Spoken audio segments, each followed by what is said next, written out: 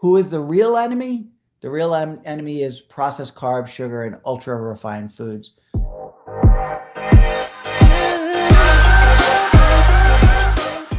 Hey, everybody, welcome back to the Obesity Project. My name is Dr. Mark Shankman. I'm an oral and maxillofacial surgeon who has gone down a personal obesity journey and weight loss journey, and also have an interest in making my patients better and healthier and, their teeth healthier as well.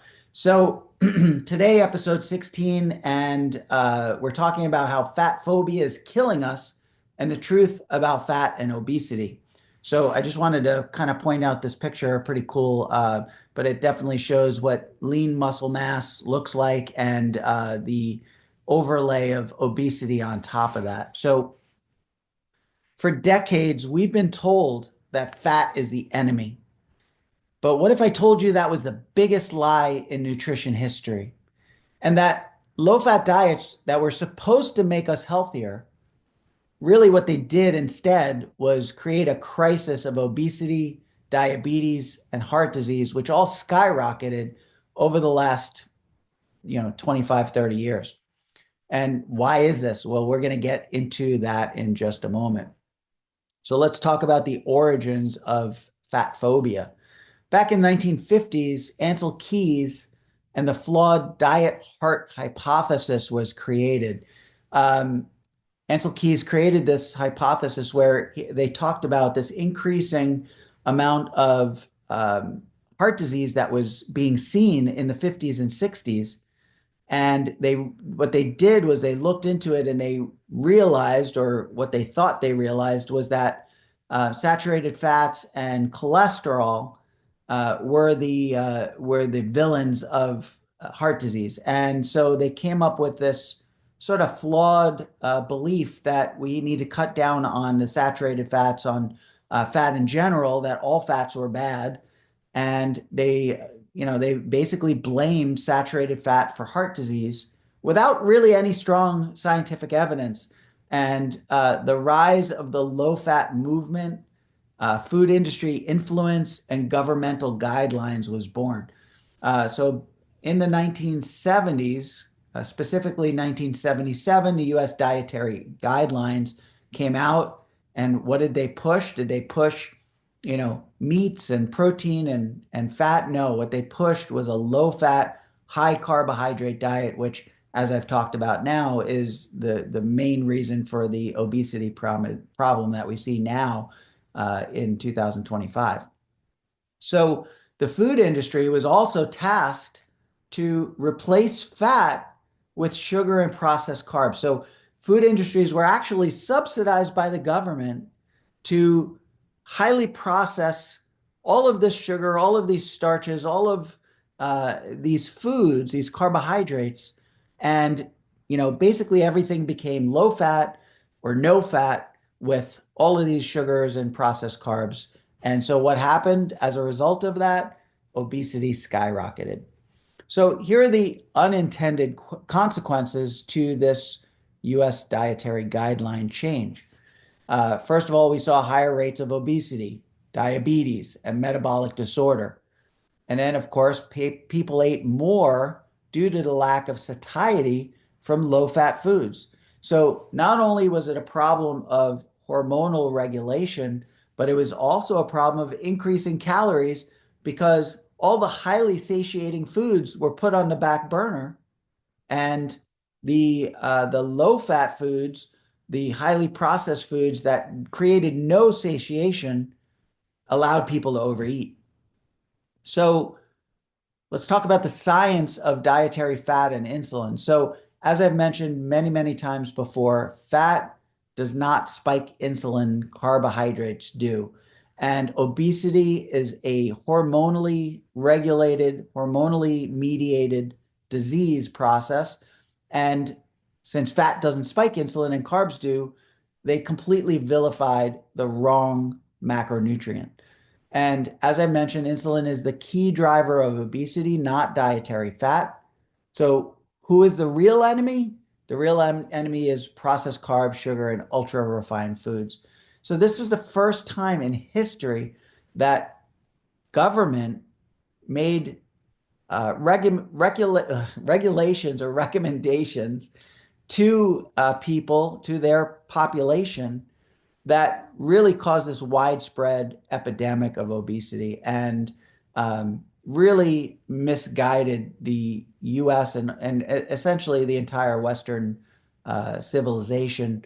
The populations of Western developed countries were all led astray.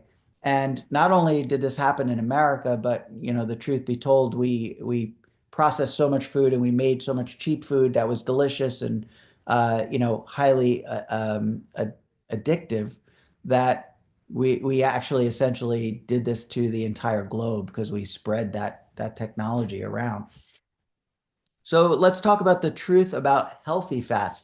So natural fats, things like avocados, eggs, nuts, animal fats, are all absolutely essential for human health.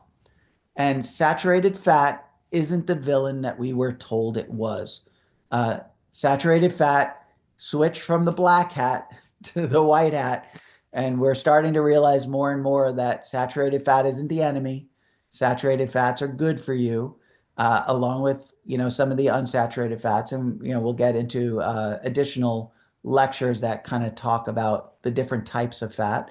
But studies have shown that low carb, high fat diets actually improve metabolic health and weight loss. So if you're looking to lose weight, if you're pre-diabetic, if you're type 2 diabetic, or you're in metabolic disorder, if you have mental health disorders, if you suffer from cancer, if you have cardiovascular disease, all of these things can be at least improved, if not completely remedied or reversed, through low carb, high fat diets. Now, I'm not sitting here saying you should avoid chemo and don't get cancer treatment, just change your diet. No, I'm not saying that. Get medical treatment. But what I am saying is many of these disorders can be reversed, and many of the disorders can be significantly improved by the change in diet. So why do we need to stop the fat phobia? Well, low-fat guidelines fueled an absolute obesity epidemic. And so we've got to get the word out that these low-fat guidelines that were put out there in the late 70s and into the 90s are actually creating more harm than good. And here's the sad reality, and this is where government and subsidy gets involved and corporate greed gets involved, but the food industry profited mightily while the public health suffered through this entire misguided dietary mission. So it's time to rethink everything that we were once taught about fat. So what can you do for yourself? How can you improve your health, maintain your health if you have it, reverse, type 2 diabetes or pre-diabetes, treat insulin resistance, all of these things. How can you do this for yourself? So the first thing that you can do is ditch the low-fat, high-carb myth, as we've talked about, and focus on whole, unprocessed foods. That's the key. You want to get more healthy fats into your diet. They are good for you. These are healthy fats. They're good for your brain. They're good for hormone creation. They're good for metabolism. Get those healthy fats into your diet. And then, of course, focus on insulin control, not just calories. The wonderful thing about many of these low-carb, high-fat diets is that they're very, very satiating. You don't have to count calories. It is not necessary on these diets. And I don't care which diet you do. If you do a very healthy, vegetarian diet, whether you do keto, whether you do carnivore, paleo, Atkins, any of these things, if you focus on fat, you prioritize proteins, and you get rid of most of the carbs, if not all of the carbs, but certainly the processed refined carbs, then you will move the needle in the proper direction, because we're focused on insulin control, not calories in, calories out. As we've talked about many, many times before, the calories in, calories out method is completely inaccurate, completely wrong, never works, hasn't worked in the last 50 years, and study after study after study shows that. So it's not just about calories.